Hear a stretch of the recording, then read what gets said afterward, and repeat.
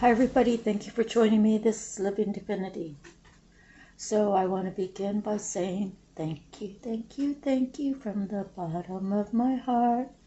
It's a beautiful way for me to start this reading for all of you. Okay, so thank you so much.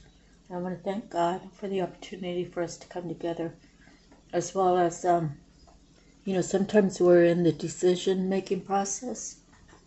And for me, I've decided that whatever God wants me to have, then I will accept it graciously and be thankful.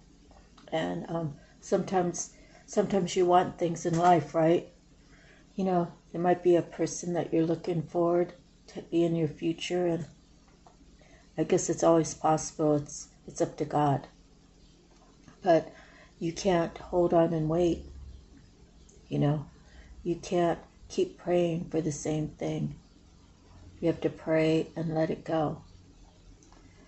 And,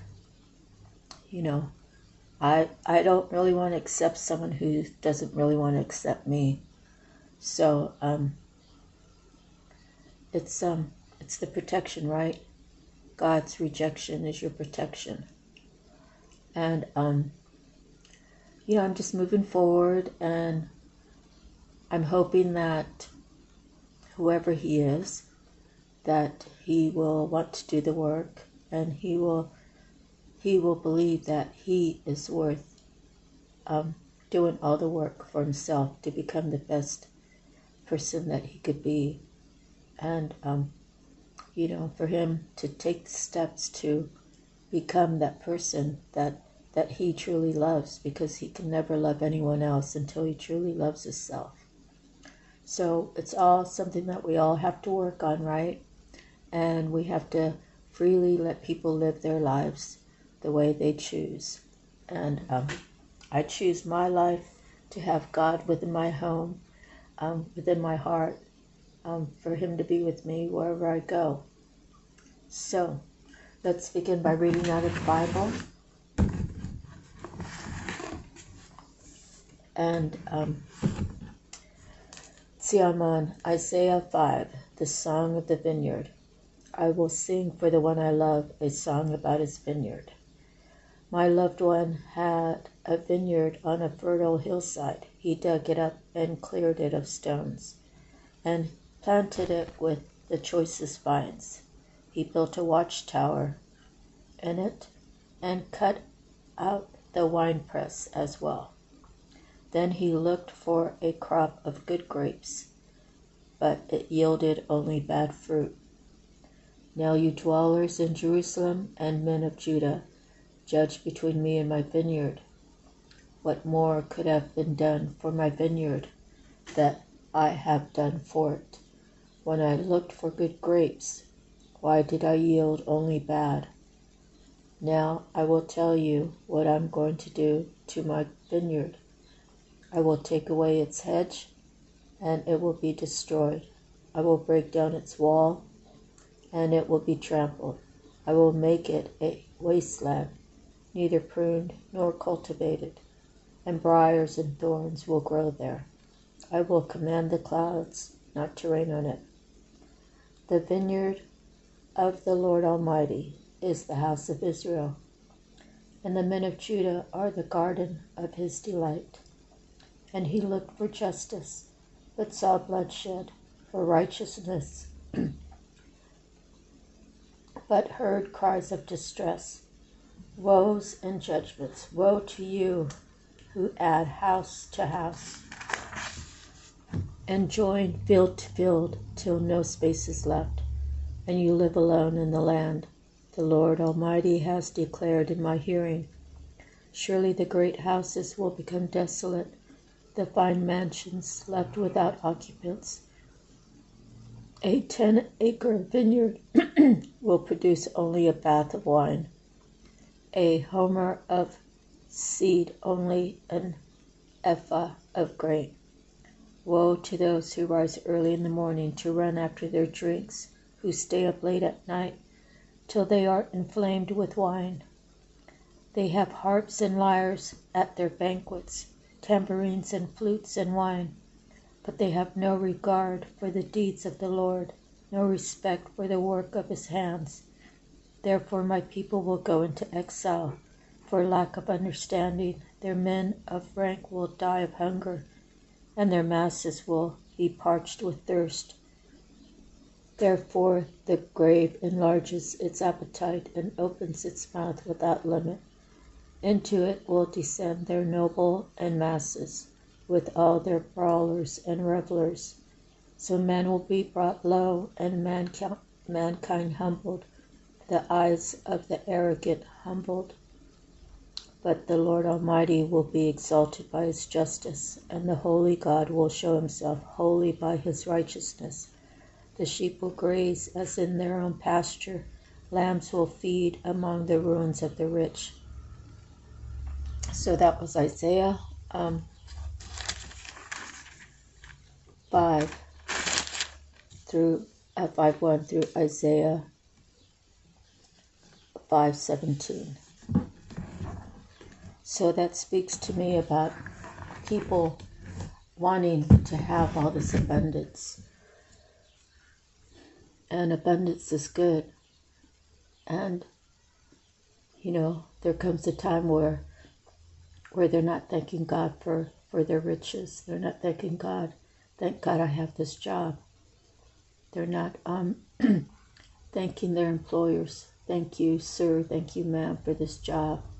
Without the job that God blessed me with, I would have nothing. So they forget to bless God, and God will take it away, and he'll make people start over. And sometimes it's I wouldn't say sometimes, it's a way to remind people that the riches, the blessings that you got was due to your ability, was due to your knowledge, was due to your intellect. However, the intellect and all came from somewhere. So instead of saying I, you should say thank you God, thank you God, thank you God. Okay, so if you feel like it has a different meaning, please let me know. I'm always anxious to hear other people's opinions. Okay, so now I'm going to pick a card out of here. Let's see what the message is for this reading.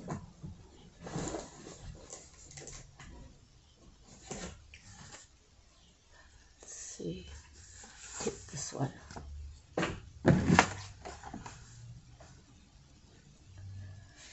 Okay.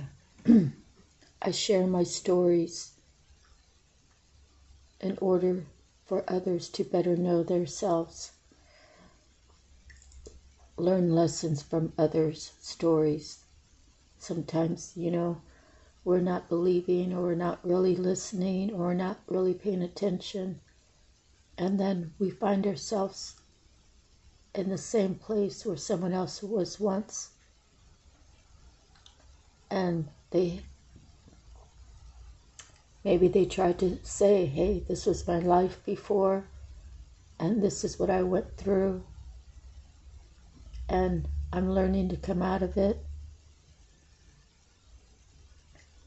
by soul searching, by realizing mind, body, and soul is everything, and allowing God into your heart, allowing God into your life.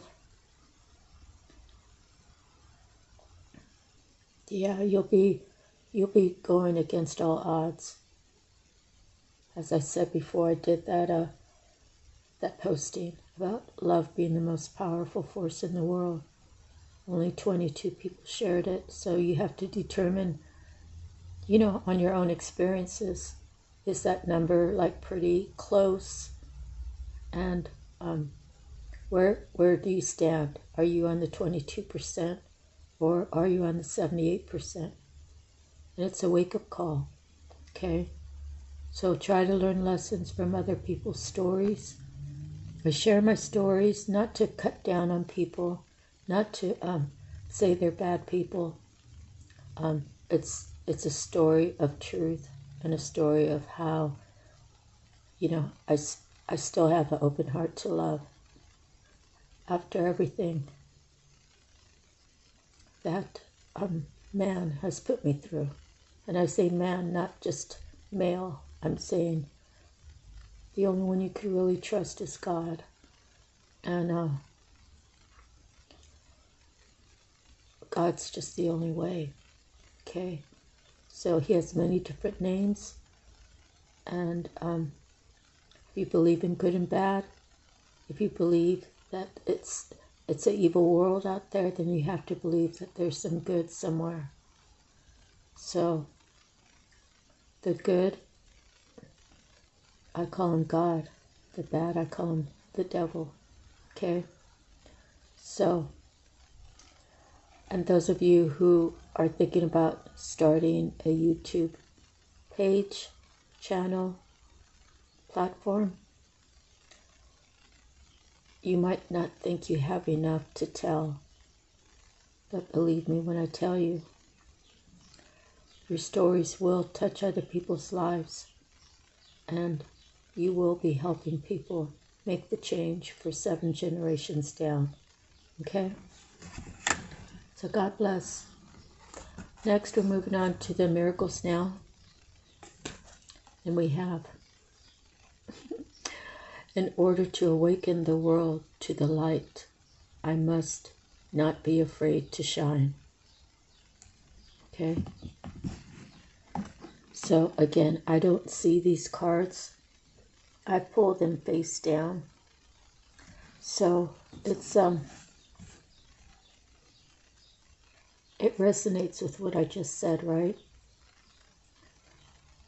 That people, they want to gravitate to the 78% so they can fit in.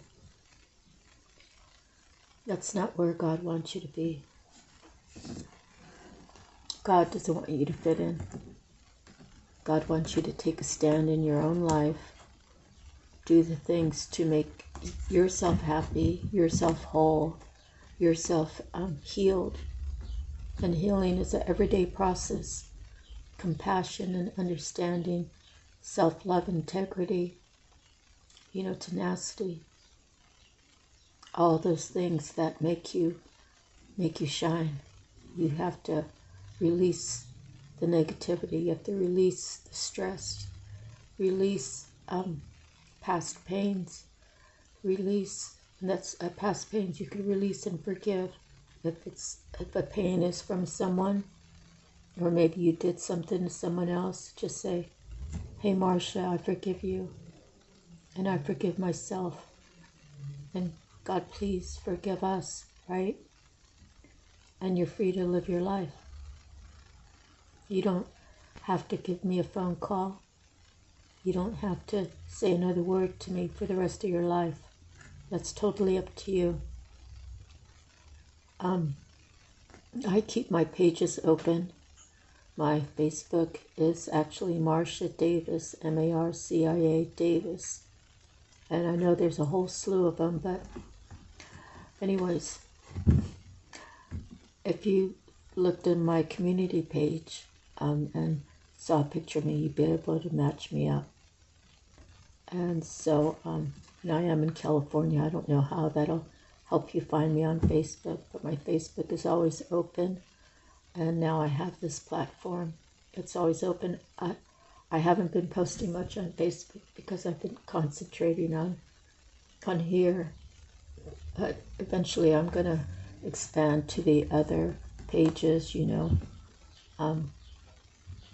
don't even know the names of the other ones. But there's other ones. I know there's like TikTok and there's Instagram and Patreon. So right now I'm just taking it piece by piece, day by day, and I'll be also posting over there at those other places. So I refuse to let people tell me I'm wrong for what I'm doing, and I have rebuttals that they can't answer. So when they can answer the rebuttals and it adds up, then I'll take note to what they have to tell me. But otherwise, I'm going to keep it moving, and I'm going to keep being here for all of you. So thank you, my 170 subscribers. 2 weeks ago, I only had 75, and I know it's probably slow growth, but it's okay, because God's going to bless me. He's going to bless me, and I'm going to have my own table, and those who have come up against me, well, they just have to sit back and watch me rise, because God has this intended for me. He has my stories that he wants me to tell, and he wants all of you to know that no matter what you've been through, please don't become bitter. Please don't become hateful. Don't become revengeful. Don't become, we all have a choice, right? Good or bad. We always want to make the better choice. So I've lived my life pretty much like that. Even though I didn't have God in my home, I never hated anyone. And if I haven't told you this story before, I'll say it again. I told one person in my life that I hated him, and that was my mother. I was about 8 years old, and I decided after school I was going to go to Elena's house, and we were going to play. So she's like, yeah, come on, let's go. And then we walked over to Treasure Park, and well, we were playing, and then her parents came in and said, well, it's dinner time, you should probably get home so you can have dinner with your family. And when I got home, my mom was really mad. Where have you been? I was getting ready to call the police. We thought someone nabbed you. I sent everybody out looking for you, and we couldn't find you. And I think I saw it on TV or something. But I told my mom, I hate you. And she slapped me across my face. Not in a brutal way, but just to get my attention. And she's like, don't you ever say it again. Then I saw my grandma about I don't know, it could have been the next day, it could have been a week later. And she said, never tell anybody you hate them. You can say, I hate what you've done, or I hate that happened. And whatever, just don't tell a person that you hate them. And I've always refrained from that. So, my mom was very upset over it. I'm sure it hurt her feelings a lot. Maybe I was the first kid to ever say that to her. I never got to ask her. Because, I was always a child till she died. I wasn't an adult till 6 years after she died. So, it's a story of truth. It's not a pretty story, but it's a story that hopefully it resonates with someone out there, that don't become bitter. And if you want something, you have to go and get it. You can't sit back and wait and think you have time, because, even in my family, I've had siblings that didn't get along, or I had a sibling that felt like my dad didn't love her, and I spoke up. I told my dad, you better talk to her, because he was dying of cancer. He's like, I don't have any problem with her. I said, well, you need to let her know that you love her, because she thinks you don't. And then I told one of my brothers, we lost one brother. I said, you should make up with the other brother, because he was having a problem with two of my brothers. And when my brother Randy died, I had to tell my brother, you better sit down. I got something to tell you. Randy died this morning.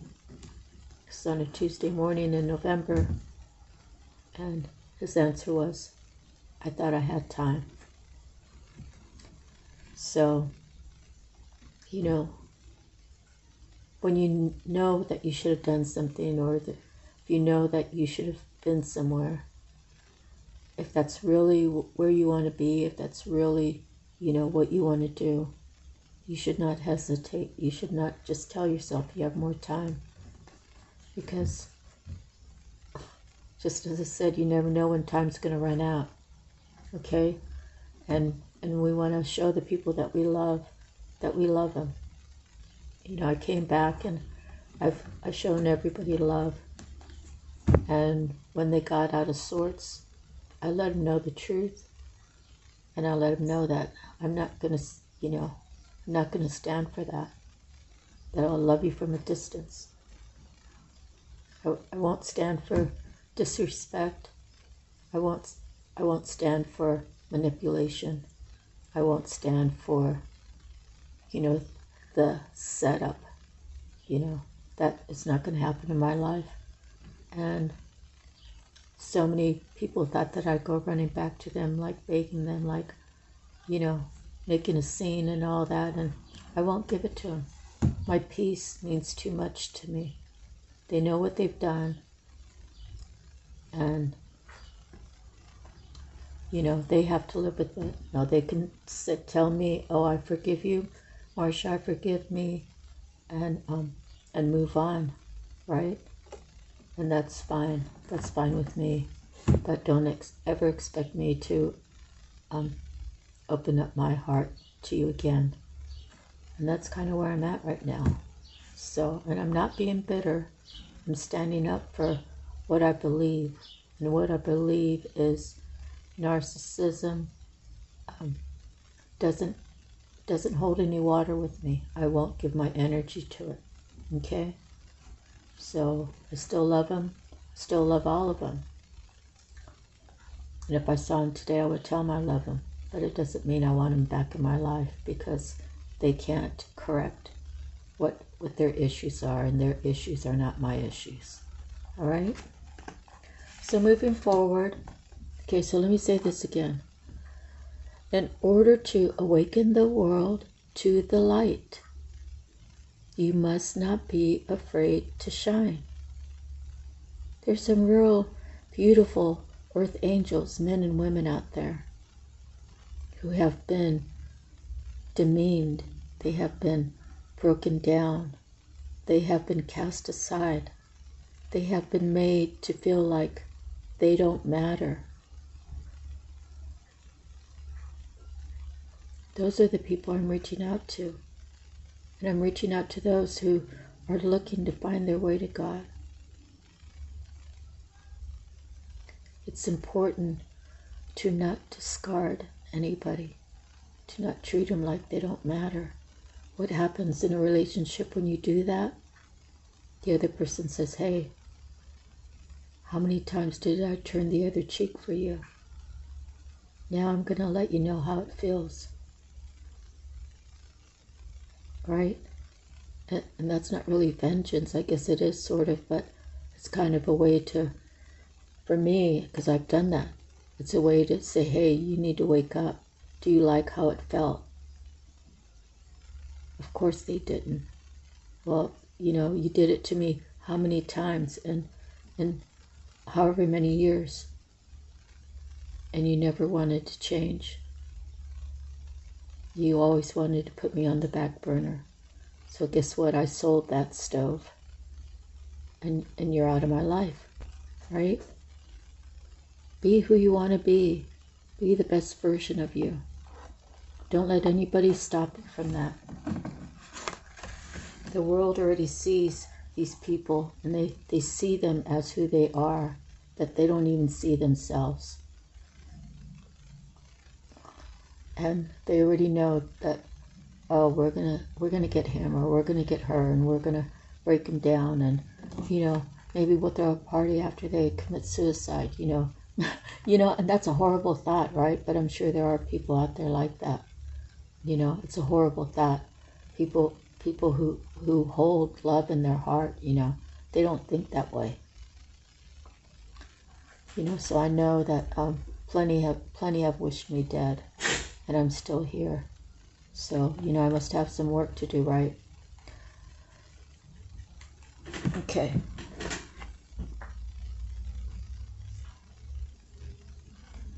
So today I had to flush my dog's ears out, and he didn't like it at all. But I wanted to be as healthy as possible, and he just doesn't like baths. So I've been working on giving him baths and that sort of thing. Help keep his hygiene good. And his nails, cutting his nails is another story. He doesn't like that either. What does he like? He likes to go for walks. He likes to eat jerky. He likes to play with his little bunny. Moving forward, we're going on to a native spirit. Okay. And I think last time we had the medicine bag, so now we have the medicine woman, medicine man. Okay.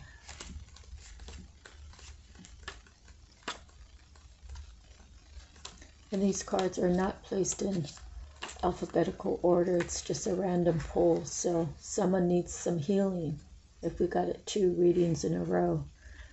Card meaning profound inner and outer healing is occurring. You're a natural healer. You're on the mend, and or a situation is being resolved. Have faith that it's happening. You are a sacred healer. You are a medicine woman, medicine man of the soul. Your native spirit wants you to know every indigenous culture has a tradition of healers.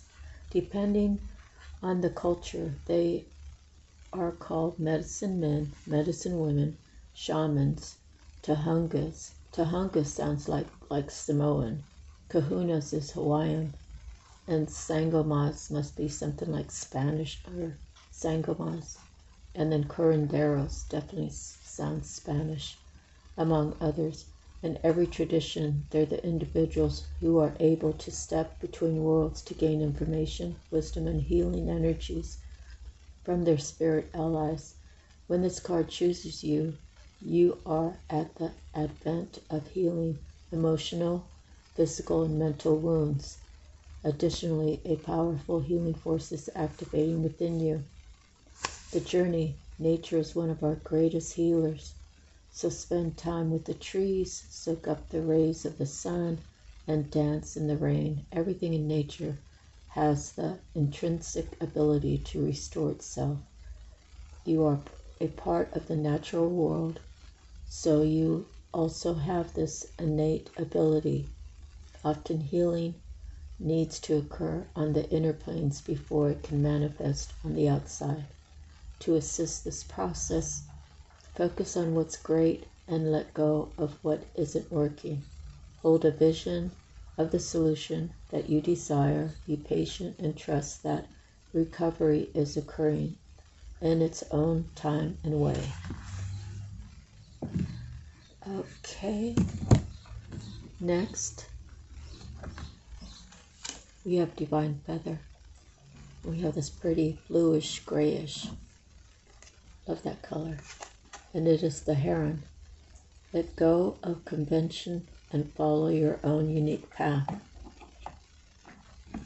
So I actually painted one of those. I was over at the park on the south side of town, and there was a heron, but it was like it's almost like squatting. It's hard to explain, but I took a picture of it and then I painted it. I was blessed to be able to donate some pictures. It's about, I don't know, 8 or 10. I have them over at the town office. I have them at the library. I have them at the at Leroy Park. I have them. Let's see where else. Oh, I have them at the fire department and the police department. And it was fun to pass them out. It was fun to give them out. And I feel like whatever I do here, you know, I'm leaving this place in a better place than what it was when I got here, because they get to enjoy these pictures. So our fire department's very small, and our police department, I don't know, if I had to guess, maybe there's 10 of them. But the fire department, I think it's like 7. And that number might be wrong too. So, but it's our town's less than 8,000 people, and it's now called a city. It was always the town before when I lived here. But, you know, they're all hardworking. They're good people. And I really had a good time painting. I haven't lately. Because when I go, it's like I have a certain amount that I want to spend, and it's having that certain amount so I can buy all my supplies. And I'm getting ready to relocate, so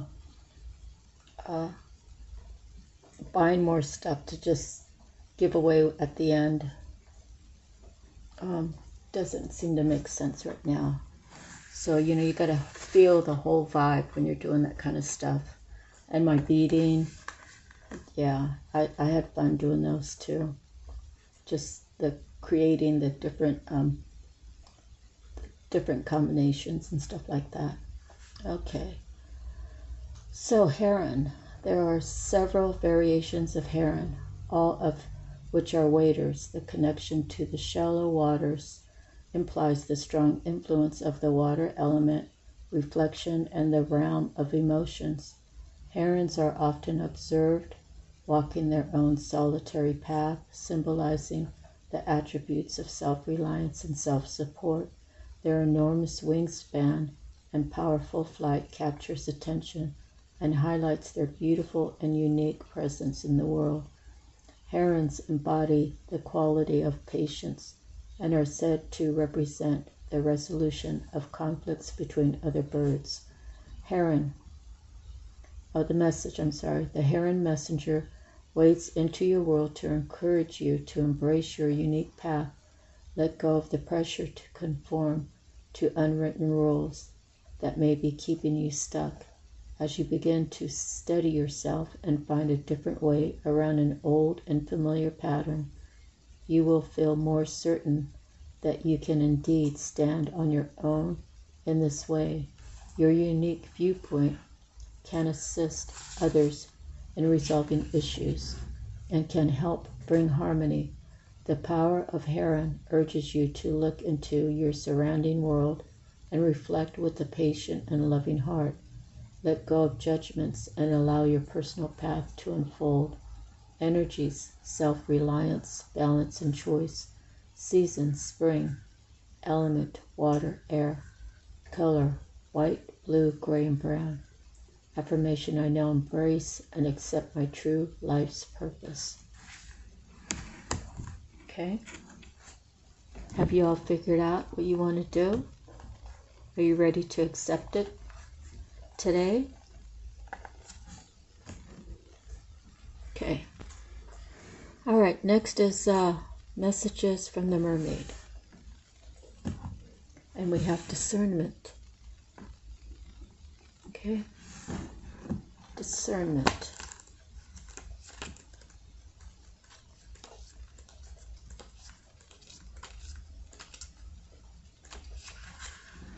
Use discernment combined with wisdom, for you'll soon make a discovery that could benefit your life or the lives of others in a wonderful way.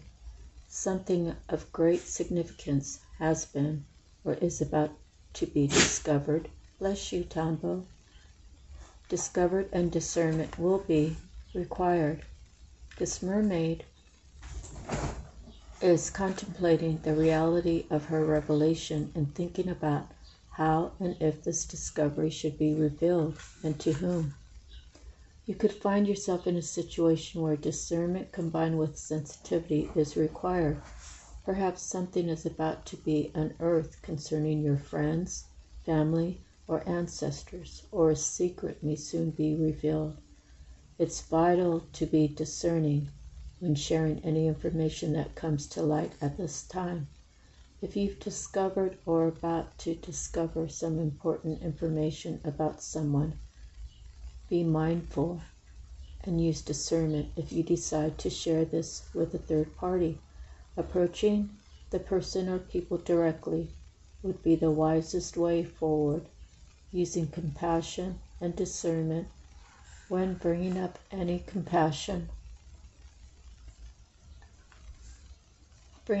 sensitive subjects. Always give the other person an opportunity to share their truth before jumping to any conclusions.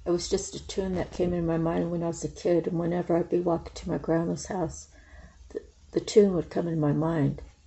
Now, I never matched it with any song that I heard on the radio, or nowadays, through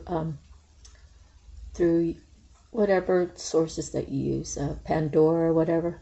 I've never heard that to match to a song, so I kind of think it must be something for my future, right? That I must have to put some words to it. So I have really forgotten all about it until I landed back here in California, and me and my brother were somewhere, and I started doing that. He's like, "What's that?" I said, "Don't you remember when we were kids? I would just do that." He's like, "No, he didn't remember," but it's true. I'm talking. We left Guadalupe when I was going into the 6th grade. So yeah. Anyways, yeah. So prior to that, and I had forgotten it all these years. So I'm kind of curious as to what Spirit has in mind for that. Okay. And if you all can match it up to a song, will you please let me know? I'd be curious to what the words are. Okay, animal messages. And we have the tiger. Passion and adventure beckon. So this is my Chinese zodiac. I'm the tiger. And I was born in 1962.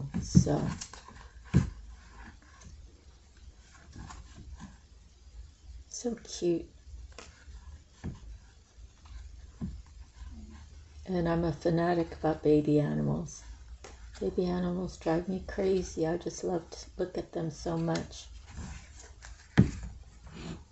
And in Hawaii, they had a elephant who had just had a baby elephant. Oh, we made like 3 visits there.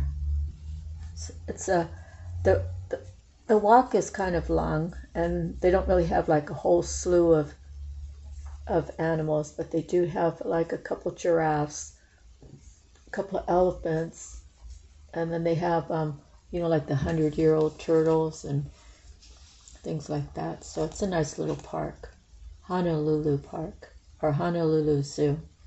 Okay, so the tiger, secure within her own sensuous controlled power, tiger stalks silently and visibly through the magic of the night, securing what her heart desires. Swimming languidly through ancient lakes, she conjoins with the water's adaptability, mystical energies, and intuitions. As a messenger, tiger brings you fresh adventures to change your path, new passions to awaken your heart, and endows you with her powers. Take what she offers, and you can transform your life. So go ahead, transfer your life. It's going to be better. It's always better with each ascension. Okay. Getting more understanding of who you are.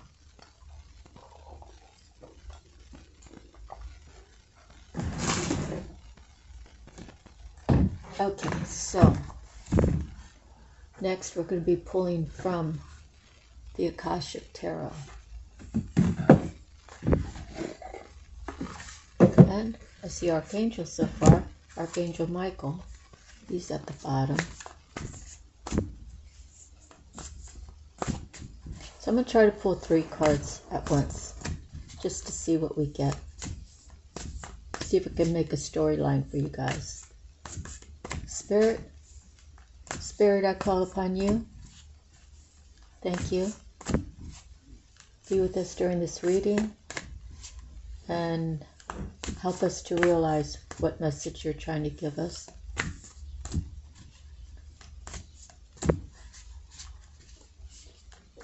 And give me the foresight to give the different storylines. And know that, these are just general readings, right? You take what's for you, what you believe is for you, and you put the rest aside. Okay. As well as your future is what you see. Okay? You see your future. Try not to see your future gloomy or depressing or, you know, in lack, right? Look at the positive things in your life and focus on what you do have. And, you know, bring more abundance into your life. Okay. Abundance comes in many forms, like, okay, if you decide, you know, I'm tired of spending $15 a day on lunch every day, what does that turn out to be? 15, it's $75 a week, 5 days a week. Is that right? 5 days, 15. Oh no, 4 days is 60. Yeah, so it'd be $75 a week. You can say, you know, phooey on that. I'm going to start packing my lunch. So if you pack your lunch and it costs you $40, then you're still saving $25 a week. And if you have a savings account, you can say, well, I'm going to take that $25 a week extra and I'm going to start saving it. You might not think $100 a month is not a lot, you know.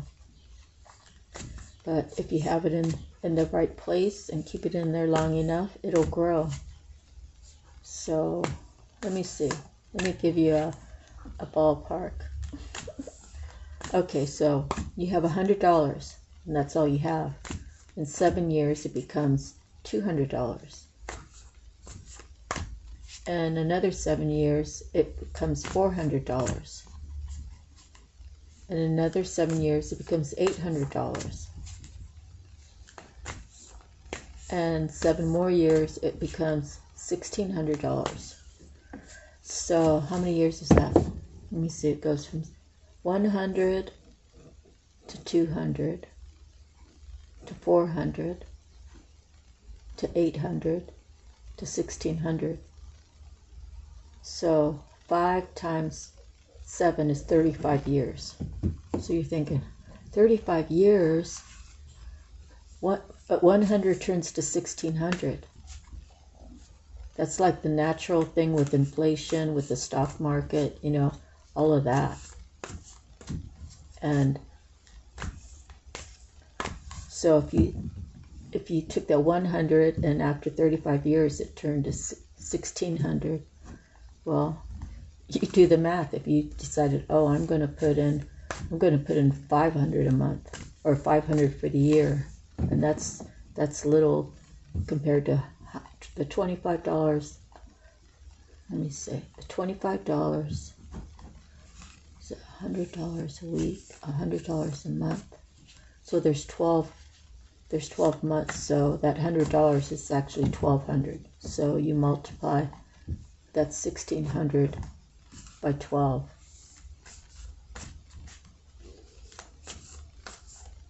And then that's how much you would have in 35 years.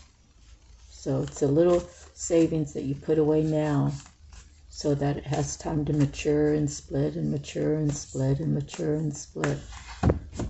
Of course, in 35 years, what's the we have like a 3% inflation or something like that every year, and that's just to pay for all the governments. So you take off 3% of that, or I don't know how to figure that out, but you'd have to have 3% a year times 5 would be 15%. So whatever money you have, when it comes to the taxes, or not the taxes, the value of the dollar, take 15% off, I guess. Okay. So that could be a way of abundance, right? Something little like that can really grow. Okay.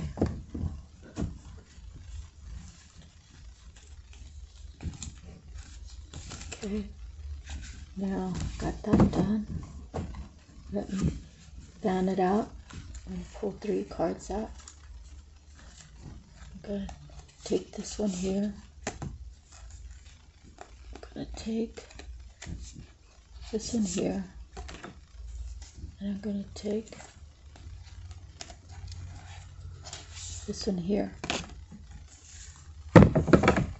At the bottom is the 8 of Roses. Talks about the Sangha community. So it's different people from different places. They have things that they get together and they discuss, maybe world affairs, maybe just the local community, what's going on in the local community. Okay. So we have the One of Forces. We have the Buddha prepares. And we have Archangel Raphael. So we have a 1, 13, and an 8. So let me read these to you.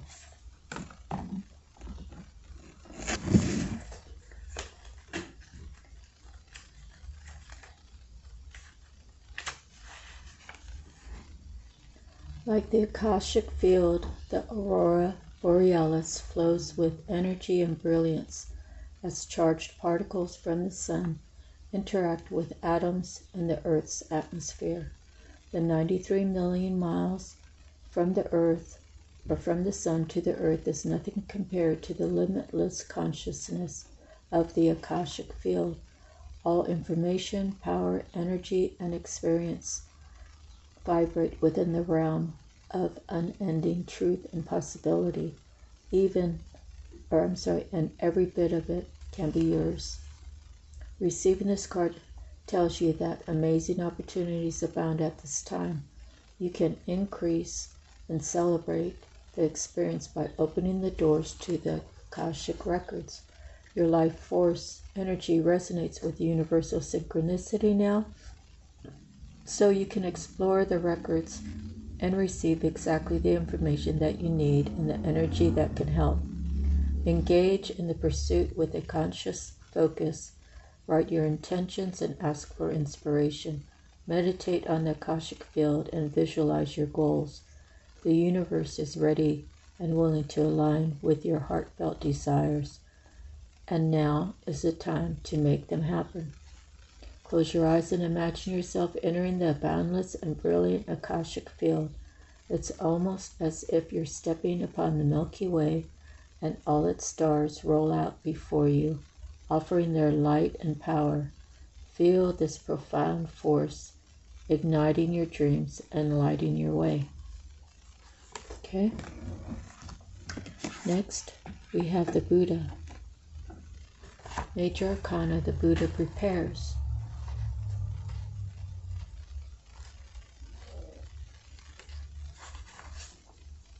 The Buddha sits meditating. The hills on the background are dotted with other people meditating and patiently waiting for him to speak.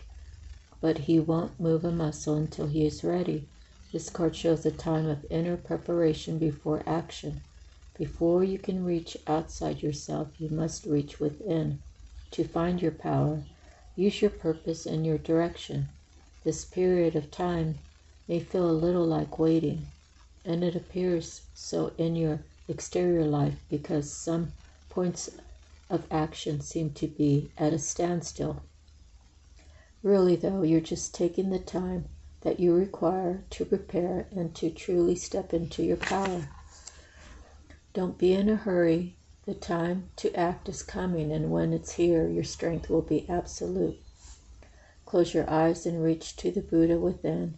Feel the peace and easy understanding that there is a time to every purpose under heaven. Feel your own sense of purpose stirring softly within you. Soon you will be ready to serve. Okay. Next we have Archangel Raphael. And he has the universal number, right? 8.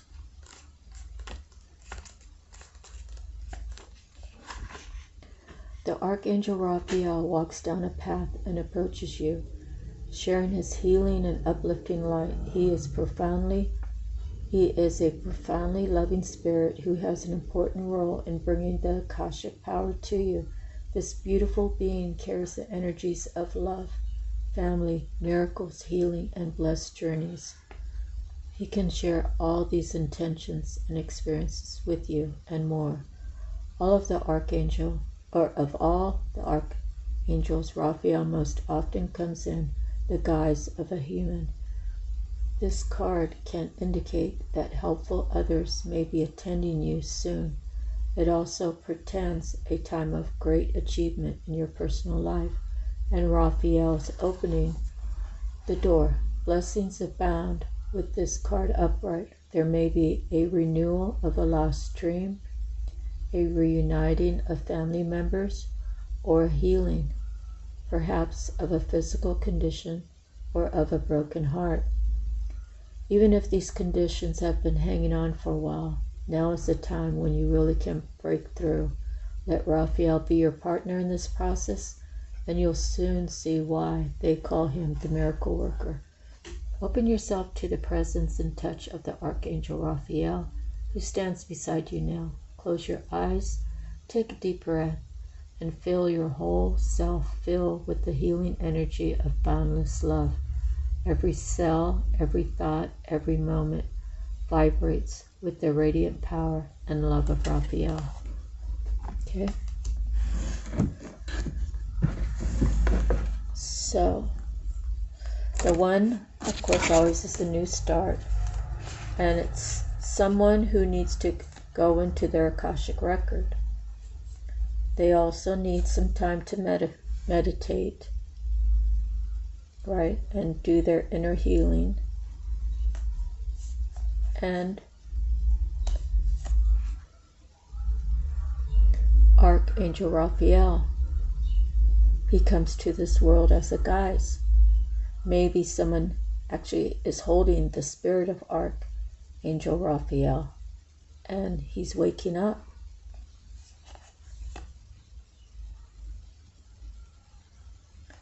So, what else could this be? So, the new beginning, asking Creator to get into the Akashic field for you,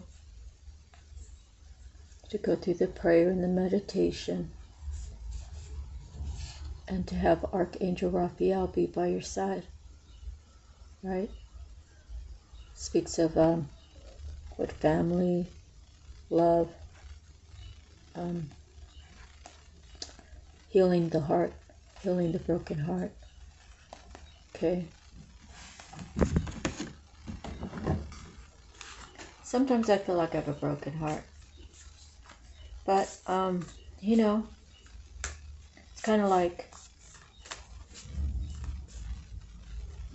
I refuse to live that way. So, that could be a message to me, that I need to heal my heart. Could be a message for you out there, to heal your heart from previous pains.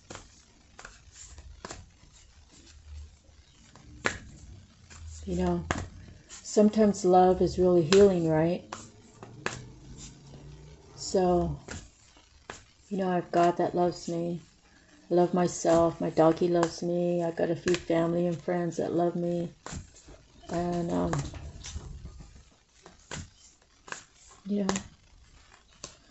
try to appreciate what I have. All right, Spirit, what other messages would we like for our collective to receive in this reading? So you see, I bought that candle earlier this week. It's already at the bottom. There's a guy outside of town who sells honey, and I was trying to get him to see if I could get some of his wax, because I guess they have a whole slew of beehives where they go collect So he said he had to talk to his brothers. And I want to make my own candles. It said that it's coconut oil, and then it's like 25% coconut oil and the other percent wax. So I would just have to buy the coconut oil and get the threads, the wicks. And then I wanted to see if, because I don't know how much, I don't understand how come these candles burn up so fast, because there's a lot of wax in there.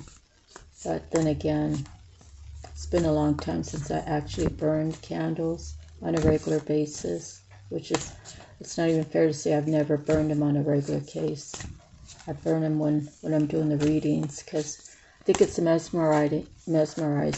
So if you're doing other things, maybe you have maybe you're watching me like on a laptop or something, and maybe you're using your phone to research other things, but when you look up, you get to see the candle burning. It's very mesmerizing.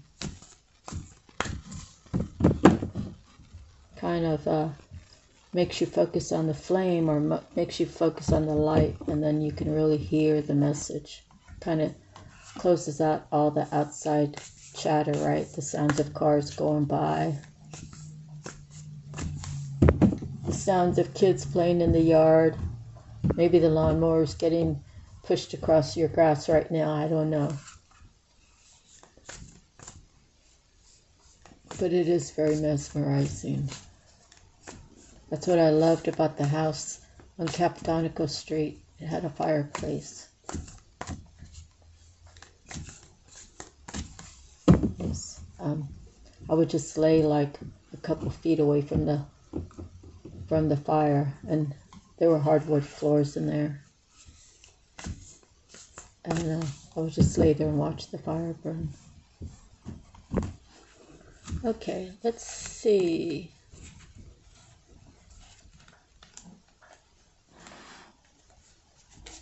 Okay, this one looks good. They all look the same, right? Okay, let me see that one. And just take one of these ones here. Okay, let's see what's at the bottom.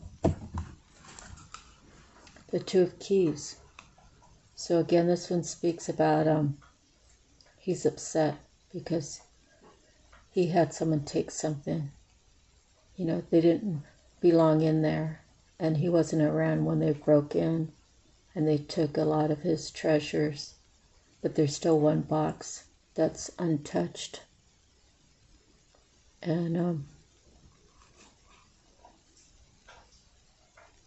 he just needs to realize that not all is lost, right? He still has that one.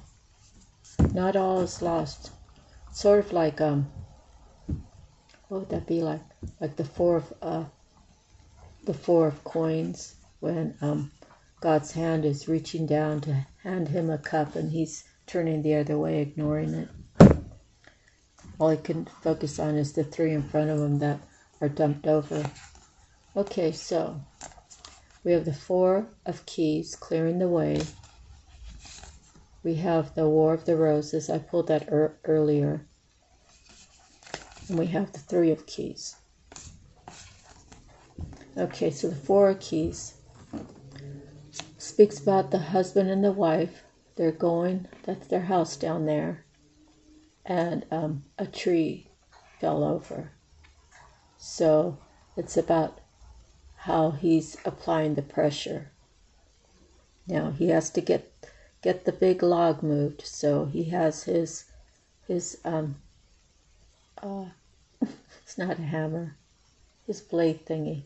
Anyways, so if he does it too hard, it might cause damage either to someone around him or to himself, or it might hurt his what the heck kind of tool is that called?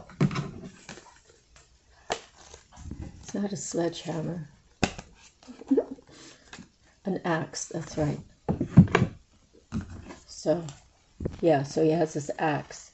If he does it too hard, he can hurt his wife, himself, or his horse, or the head of it might fling off and really cause a lot of damage, right?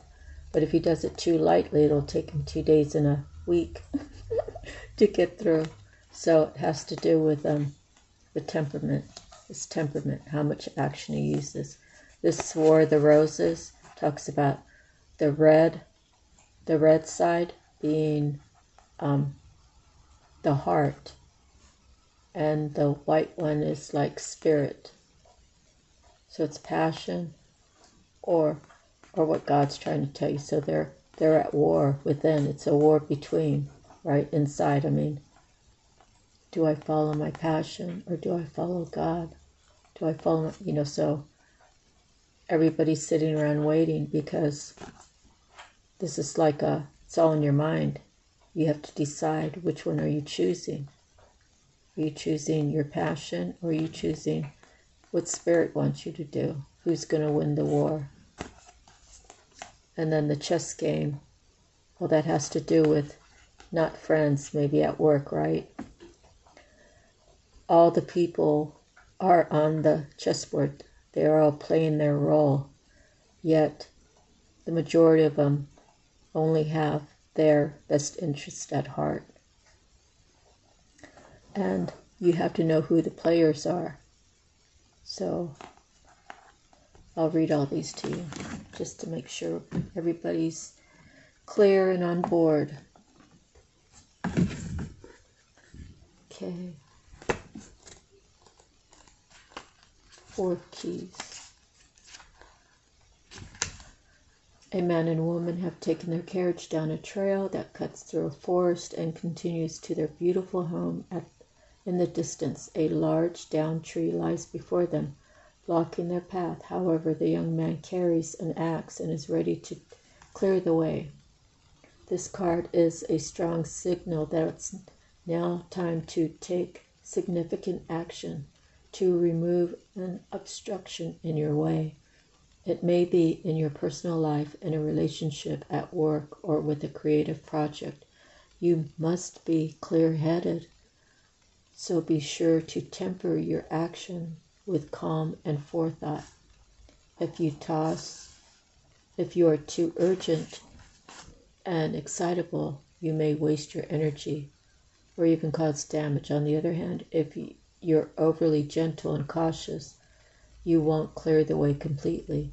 Be determined and strong as you work to remove the obstacle that blocks your steps. With time and your attention, the way to your dreams will be open. With a deep breath, feel yourself fill with the strength, force, and love that help you move any obstacles that blocks your path.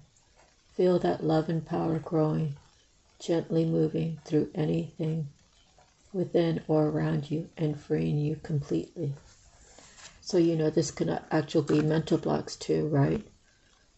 If you are self-sabotaging yourself, you could put the blocks in front of you like, I still have time. I still have time. I can be over here for a while. I still have time. And all of a sudden time runs out, right? It could be that. It could be you want to be over there. I guess that's the only way I could explain it. You're putting something else in front of what's beautiful in front of you. It's basically what this card is saying. So if someone chooses to stay behind, then they just have to stay behind. It's not your responsibility to wait. It's not your responsibility to do the fighting for that person. It's not even your responsibility to encourage them one way or the other. And I say him or her. It's up to that individual to decide what they want in their life and what's most important. So if there's something really important for you on the other side, well, you better get to work. Get that log cut up in a fashionable way without hurting anybody. Or you can just stay there with your wife. You can stay there with your wife and and the horse and the carriage, and whatever goods you got at the market are well, they're not going to be worth anything, so it's an empty trip. All right, so next we have the Six of Roses.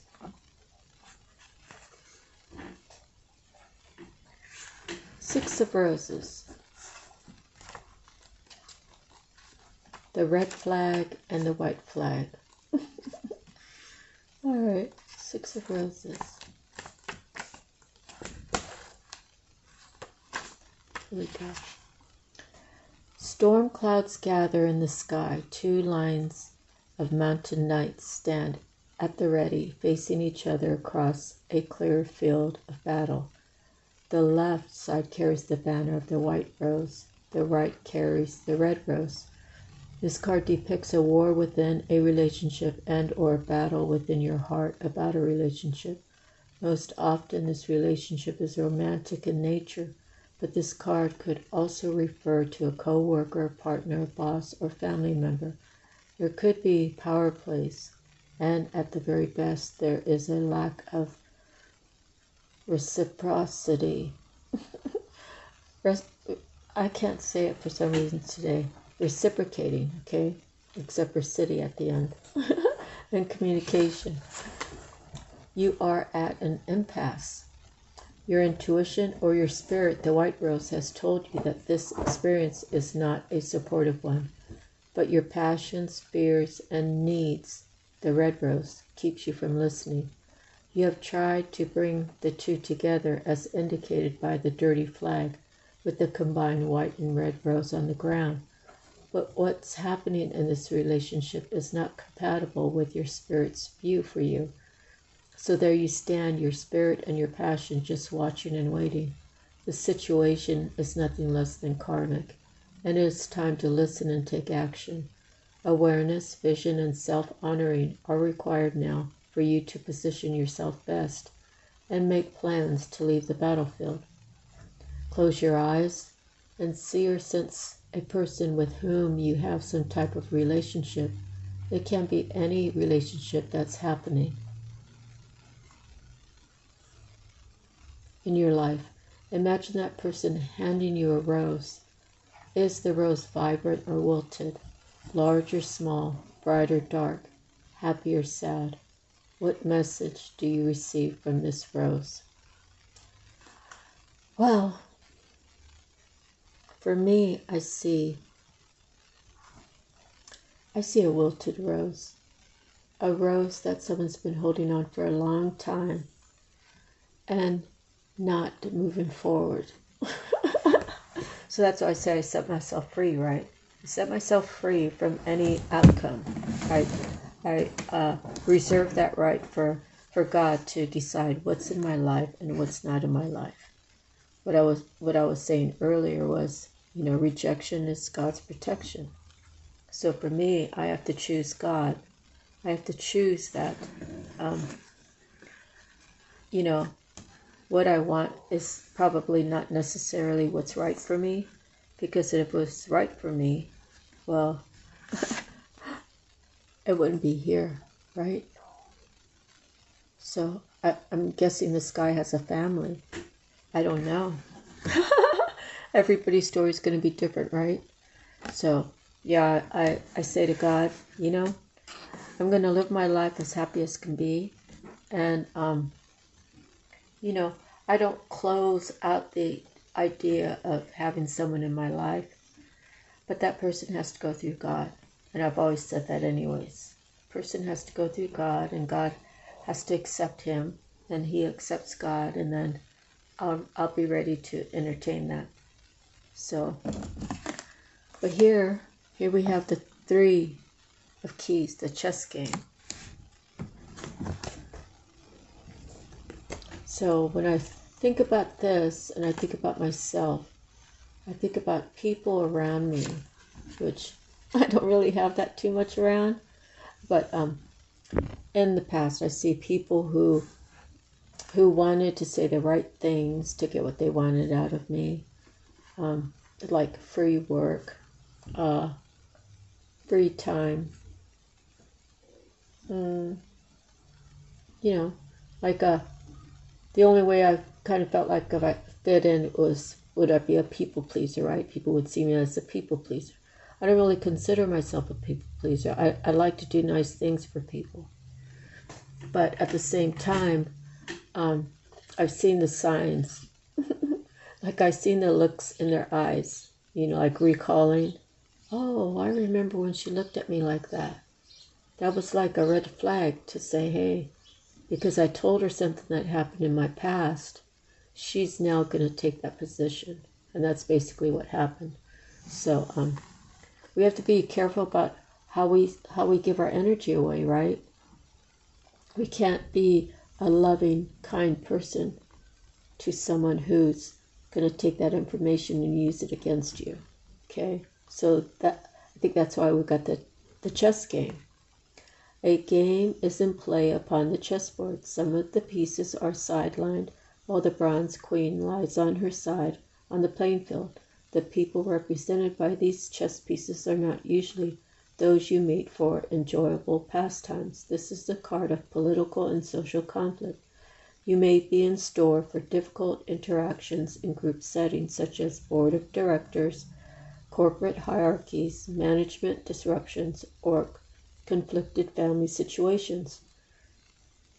Though sides seem to be clearly divided, many of the people involved are really out for themselves. Deceit is present, and you may not be at all certain about everyone's motives or strategies.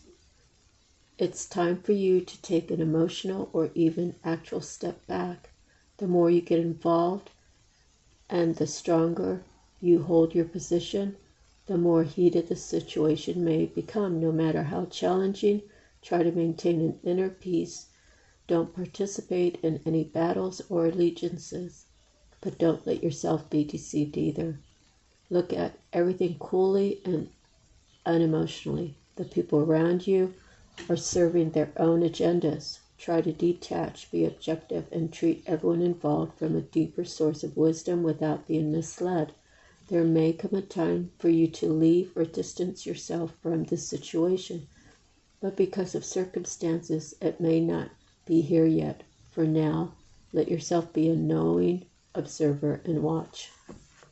So an example of that is, say you're at work, and they say, well, we're thinking about changing our hours. Instead of 7 to 4, we're going to go 6 to 3. So they whoever the boss is, whatever, you guys think about it, and then we'll talk about it next week. So next week comes, right? But during that time, Tommy's talking to John and saying, hey, he's giving him all the reasons why we should switch from 7 to 4 to 6 to 3.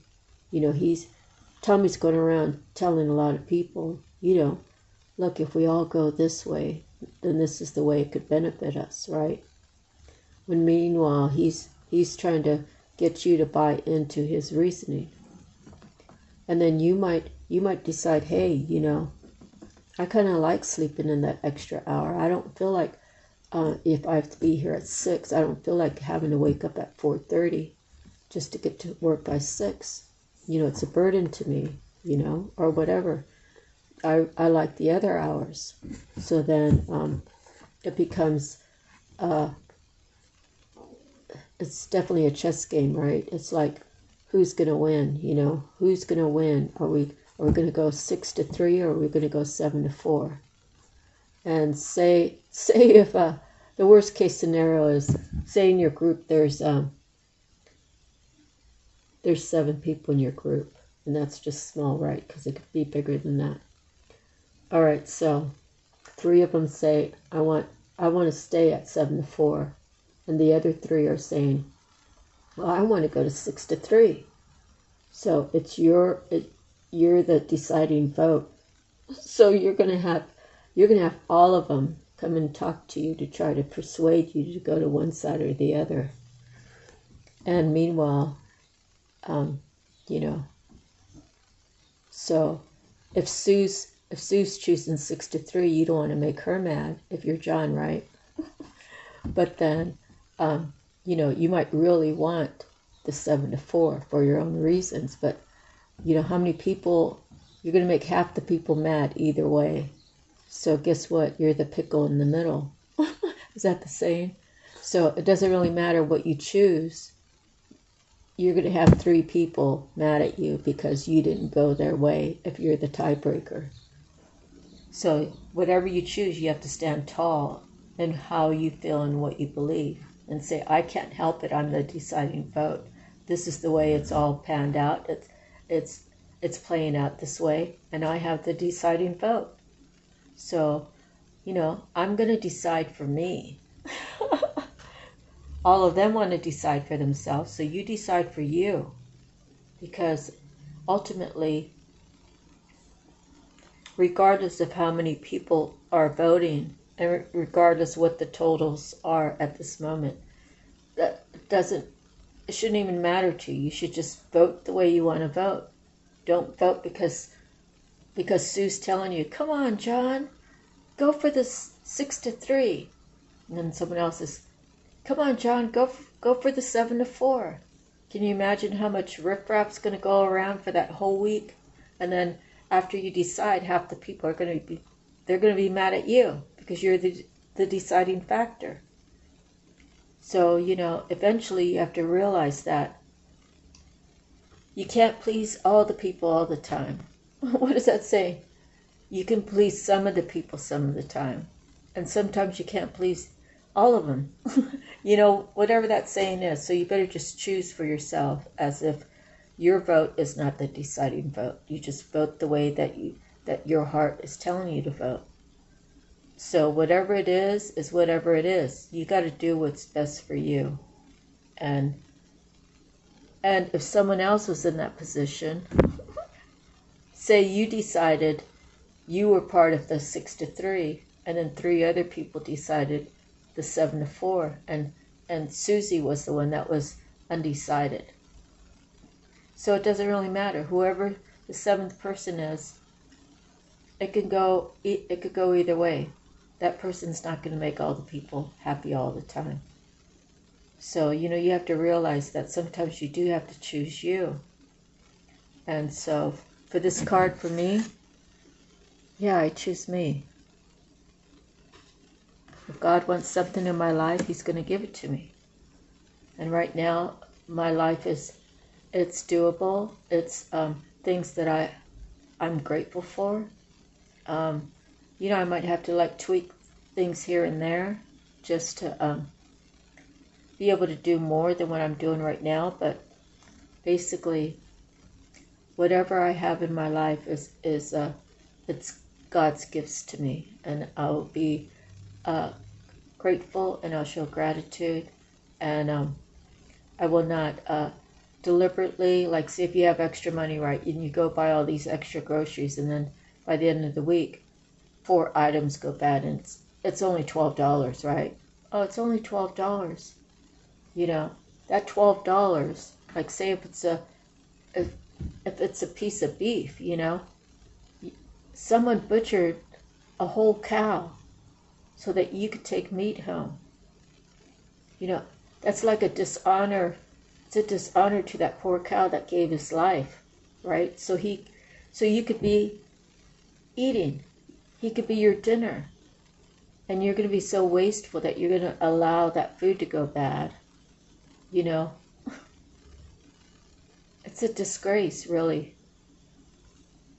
An animal had to give up its life for you to go to the store to buy some pork chops, and they sit in your fridge, and you end up having to throw it away because you're too lazy to cook.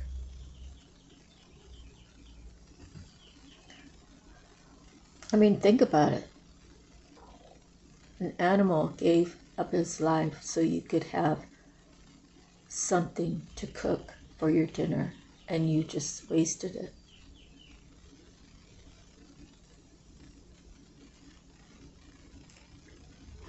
Maybe you had an emergency, you had to leave out of town at a minute's notice, and you didn't have time to ask a neighbor if they wanted it. But, if that's the case, that's a little, that's a little more flexible. There's some reasoning why you weren't able to cook that poor pig. But it still is a waste. It's a waste of an animal's life, at least part of his life, right? Like we could just do without eating meat, right? Or cut back so a pig could live. I eat eggs, and I do eat some pork once in a while, and I do eat some beef once in a while. I do eat chicken, and I do eat shrimp. But I do my very, very best not to waste any of it. And that's another way of having abundance in your life, is the fact that you appreciate everything that you have in your fridge. And you appreciate all what it took for all those people, for that animal, to get that product into your refrigerator. So if we were all a little more conscious about it, we would have less waste.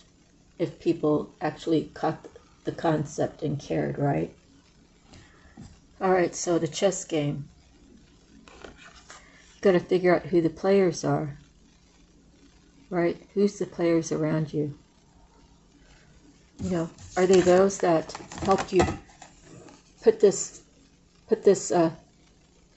obstruction in your way, like mentally or physically or spiritually, right? Who are the players? How much do you listen to them?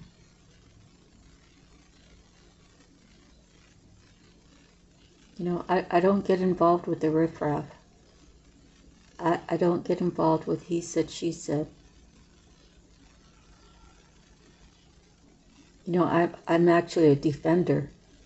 I've defended people when people talk behind their back. It's like, I would tell the person, I don't really believe that that's that person's meaning. Maybe you misunderstood. Maybe it's not really how you feel that it happened. And it would make some people mad, But the truth is, people can take any statement. People can take any statement that you tell them. Okay, I was driving down the road, and, one of the trucks dropped a whole bunch of boxes of celery. So I went out and grabbed some, right? It could turn into this whole story about, while I was grabbing them, the driver of the truck, Marcia went and did this with the driver of the truck. Marcia climbed up there where it was all enclosed. Whatever. I don't know. I'm just saying, like, you take one statement and it could turn into a big whole story. So, you really have to think, why would this person say this? And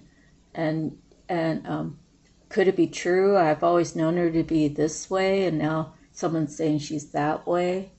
Well, they can be very convincing when they want to, destroy your name, destroy who you are and how well you stand, right? They could make you walk a real crooked line.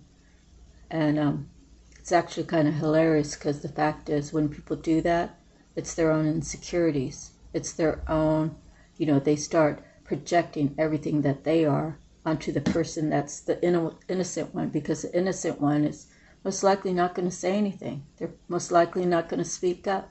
Most likely they're going to just throw it away and say, just let them say whatever they want, right? So they can carry this conversation on, because the truth of the matter is that person gets more attention when they make up stories, say about me, than when they talk about themselves. When they talk about themselves, it's so boring, like, oh yeah, I ended up getting my daughter's whole school all ceiling fans and installed.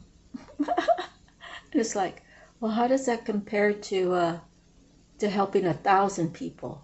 And there's no, I'm just saying that it's a great thing that happened, but it's not like it was like a new loaf of bread that was discovered and sliced, right? I mean, believe me, I don't know how to say it, but I'm just saying that when people talk about themselves, other people get tired of hearing them talk about themselves, so it becomes a boring subject, and that person begins to feel like they're boring. So that's why they find it exciting to talk about someone else and tear them down and rip them apart, because then the focus is still on them as they're telling their story. Get it? So I guess that's why I'm kind of a boring person, very quiet. Except for when I'm doing these readings, because, I have to be able to communicate with you, right? So those are the kind of things that happen. It happens at home, not at home, maybe in your immediate family, and it could happen in your immediate family, but mostly it's like, I don't know, as you grow up, right? It's your siblings, it's your cousins, it could be an aunt or uncle, and they're all those that like to gossip. Not all my relatives like to gossip, and but those that like to gossip, those are the kind of things that they do, and they do it because they're feeling insecure about something, and they want to be heard. And if you're only talking about yourself, well, I did this and I did that, people are like, they shrug their shoulders and walk the other way. Yeah, should I applaud you now or next year, when you're done talking? So, anyways, so let's move forward. Did you guys get all that? Where are we at on the story now? I think we are on somebody wants a new beginning, because it's a one.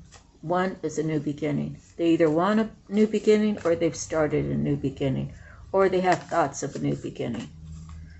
The Buddha prepares means someone's gone under meditation. They're trying to search within their soul. They're trying to figure things out. Do I want it? Do I don't want it? Do I want it? Do I don't want it? Am I willing to take the risk, or am I comfortable here where I'm not happy? How can you be comfortable where you're not happy? But I don't know. So then Archangel Raphael, could this actually be an earth angel that's going through this and just awakening? Could it be an earth angel and God saying, hey, Archangel Raphael over there in John's body, wake up. Right? Or it could be John saying, Archangel Raphael, please be with me and help me heal my heart. Help me heal whatever's ailing me. Seems like we're missing a card. Okay. Because I thought we had 6. Maybe I put it back by accident. Oh, we had another keys card. What was that? Oh, that was the 2 of keys where the place got broke into. Okay, so then the 4 of keys comes up, and it's, oh, here it is. Oh no, it's the 3 of keys. Okay, the 4 of keys comes up, and John has an obstacle. John and Sue have an obstacle, but it's John's deal because he's carrying the axe. So John has to be very particular about how he slings that axe around, and if that's his cutting tongue, then that too. But who put the obstacle? Did John put the obstacle, or did someone else put the obstacle? And then the next one is the 6 of roses. Well, passion or spirit. Spirit doesn't think you're in a situation where you need to be, but your passion says, well, I kind of like the Friday night life. I like the Saturday night life. I like all the different flavors that I can try out along the way. And Spirit says, no, you're actually Archangel Raphael in John's body. Come on now. You better choose, or we're just going to be sitting here for 10 days. We're all standing here waiting for you to decide. Are you going to choose passion, or are you going to choose spirit? And Archangel Raphael or John says, well, let's get through this chess game first. So now they're going to the chess game. John's realizing, hey, people are going to sway me in the way that they want me to go. I got good friends over here and I got good friends over there. They're both trying to tell me. One's saying 6-3, 6-3. Come on, John, vote 6-3. And the other side's saying, come on, John, vote 7-4. Come on, we need you to be on this side. And meanwhile, John's trying to decide, well, I can't help that I'm the deciding factor, I'm actually Archangel Raphael inside of me, and Spirit's telling me I better frickin' make a decision. And so John says, you know what? I'm going to choose what's right for me. And half the people are going to be mad, and half the people are going to be happy.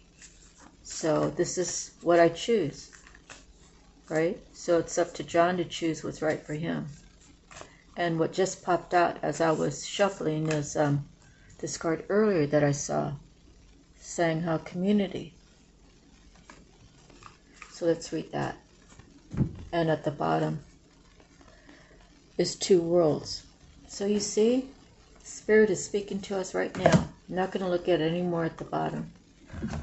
So we got the 8 of Roses and the 2 of Scrolls.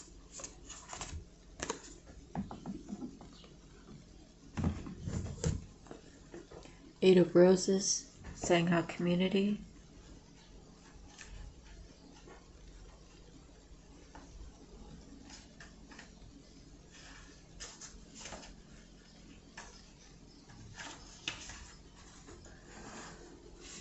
Eight of Roses.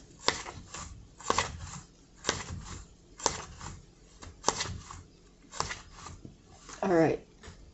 Inside a room, people are seated around a table, conversing with interest and energy. There are many icons from different groups and societies. A caddis, a sunflower, a Tibetan bell, an Egyptian scarab, a dream catcher, and a Star of David are just a few. This card indicates that it's time to join or rejoin your group, your ashram, your tribe, or your sangha. Whatever you call it, it is a community that connects you with others of like-minded purpose and activity. There are many communities in each person's life, and still more that return from past lives. For instance, you have your family, friends, and work associates, but you also have the people with whom you share many creative, cultural, and spiritual purposes. New friends can also be coming your way at this time. Be open to these new connections. You will not only find help with current directives, but you may also reawaken past life relationships, talents, and disciplines. It's time for happy sharing of your discoveries. Close your eyes and start to feel a new community come around you. People gather and you sense the support of kindred souls. Take a look around you and notice what you sense about the individuals there. Who are they, and what purpose do you hold with them? What purpose do you hold with them? Well, they are all spiritual people, and they're probably sitting around a table sharing their experiences of good, bad, and different, of love and hate, or love or hate, of abundance or lack. What else could they could be discussing healing, different ways of healing. They could discuss different ways of prayer.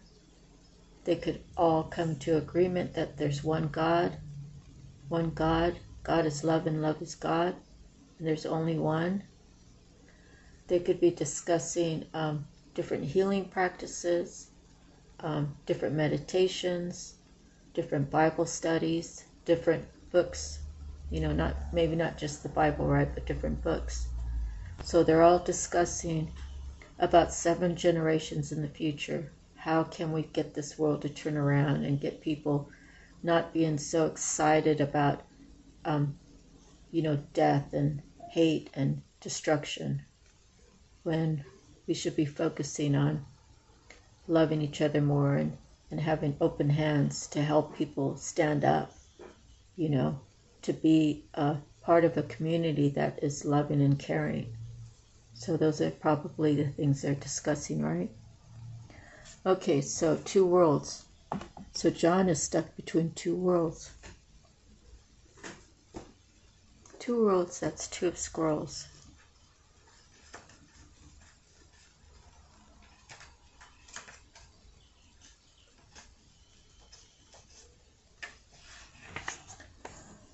Okay, surrounded by a spinning wheel and baskets of wool, a beautiful woman, worried and tired, gazes at the embers in the fireplace.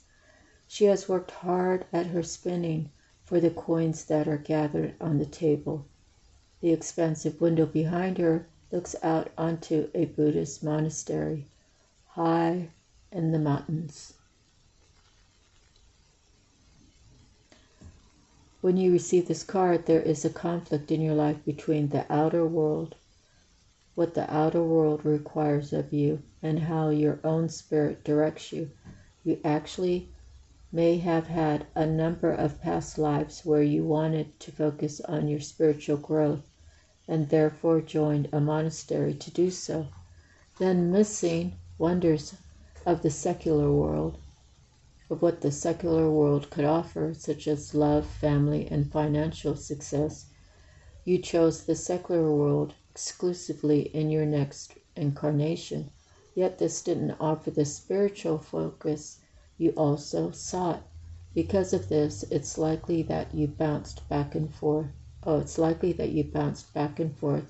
From the monastic to the personal in a number of incarnations and through a number of different faiths.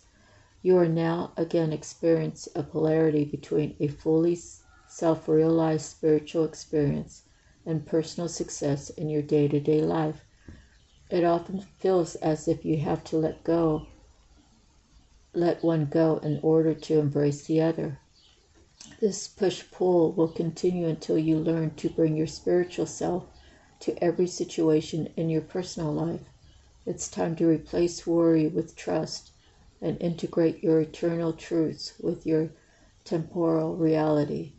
If you have a job or are in a relationship that actively pulls you from your spirit, you must deal with it or possibly leave it. Who you are forever is who you are now. Let nothing impede that power. When you own it, absolute self-realization in both worlds will elude you no longer. Okay. So what does that say? That says certain people will pull you one way, and your spirit, your heart, your desires want to go on a spiritual adventure.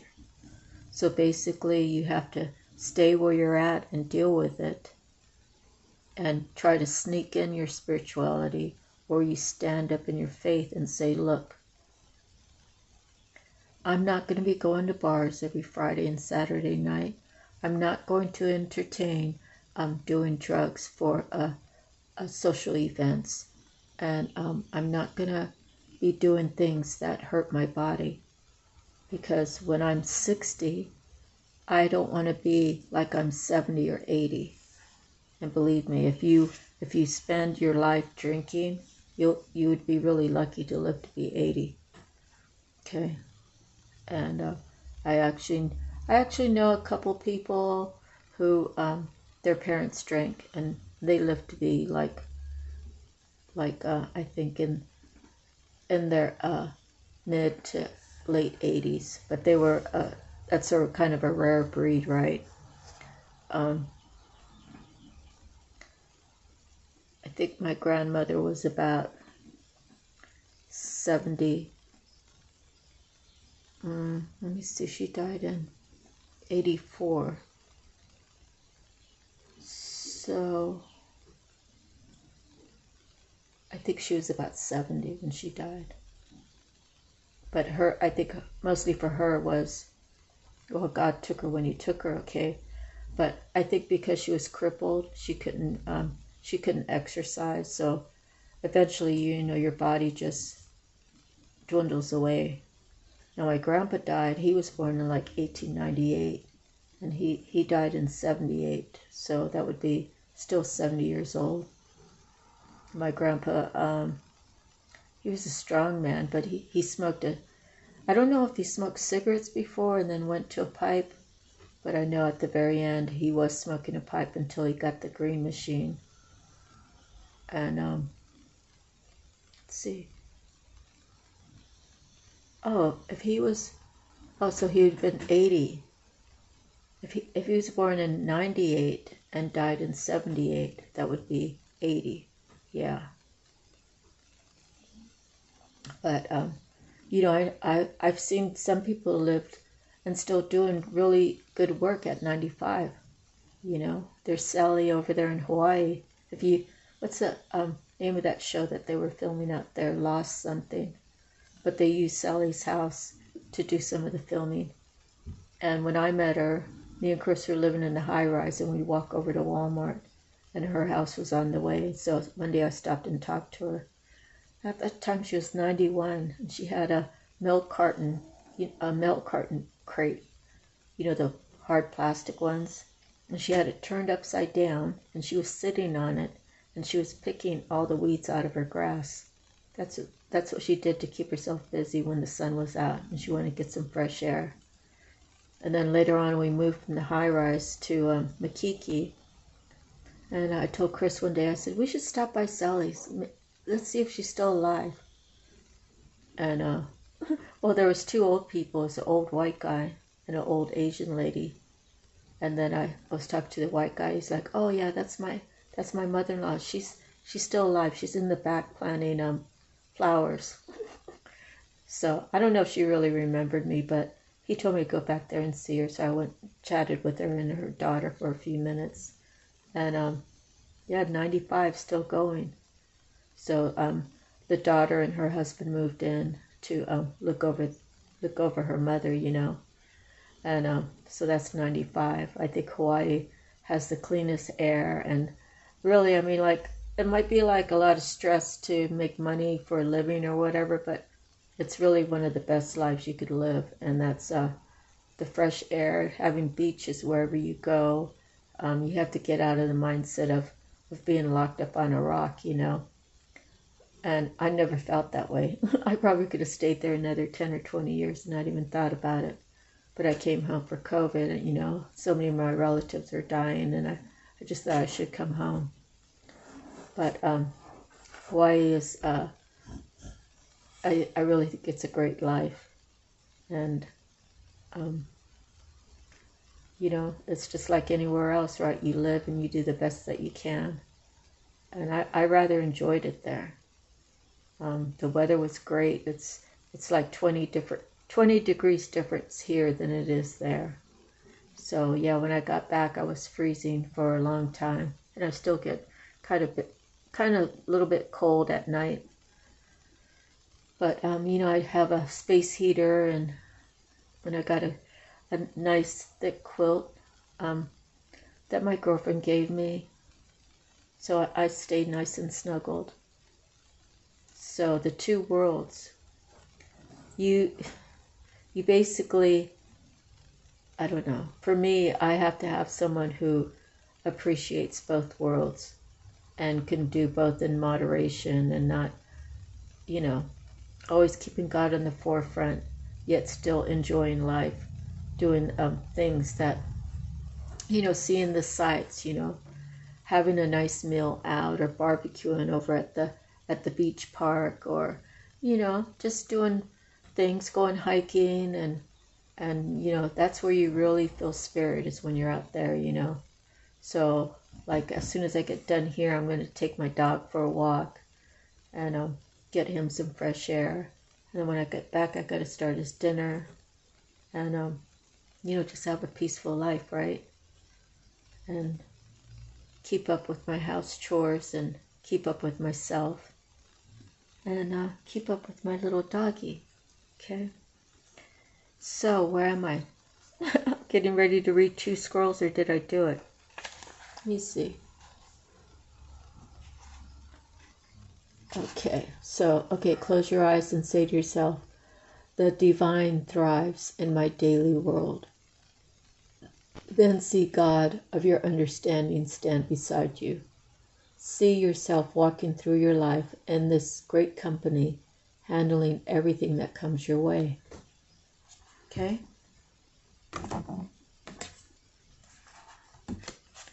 So I think I'm going to end it there. We have the lookout. Let me read that for you. I'll show you the lookout at the bottom. So there's a fire on the ship.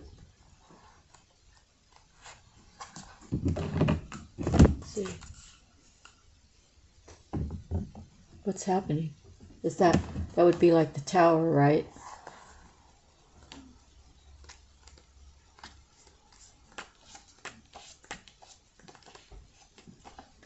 A man looks through binoculars from the crow's nest of a great masted ship.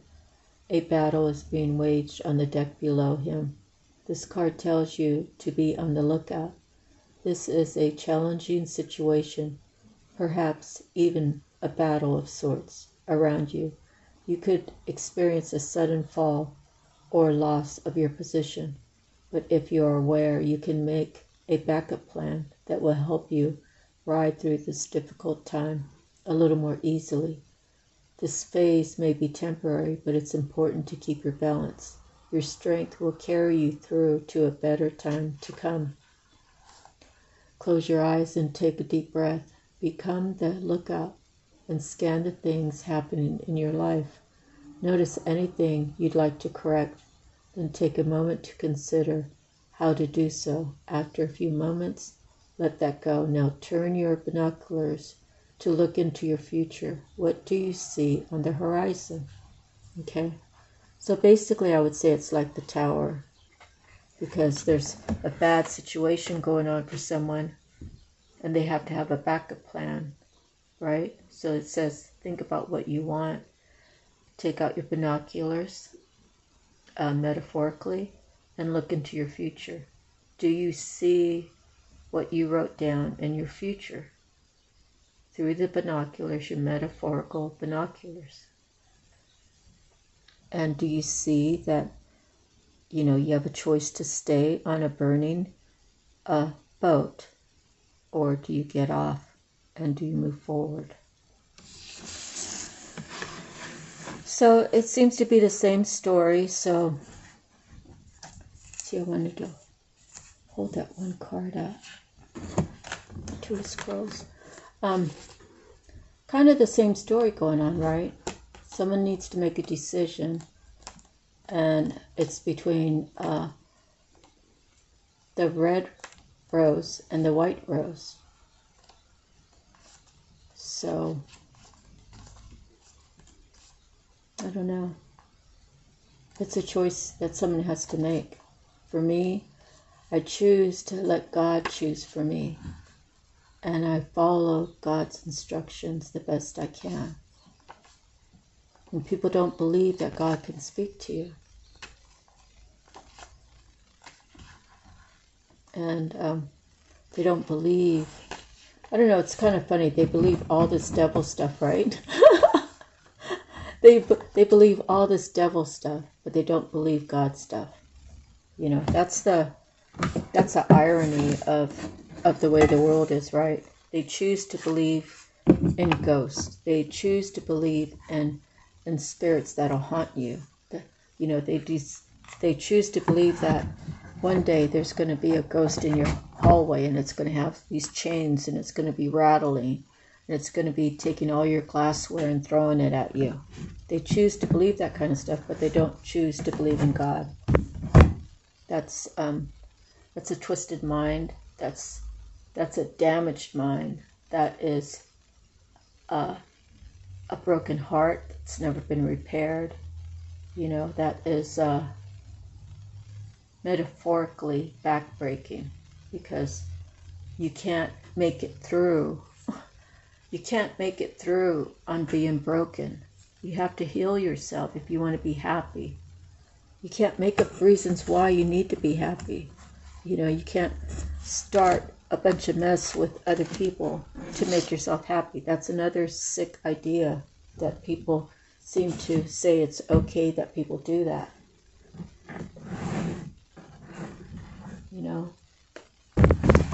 So that's the end of our reading. So I say thank you, thank you, thank you.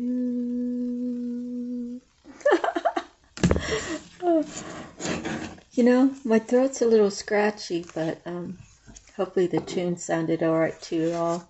Okay, thank you very much. God bless you all. Enjoy your afternoon, evening, morning, whenever you're watching this. And God bless you. And I wish you well. I send to you love, joy, happiness, healing, abundance in all aspects of your life. I pray for you. All right. See you on the next one. Love you. Aloha.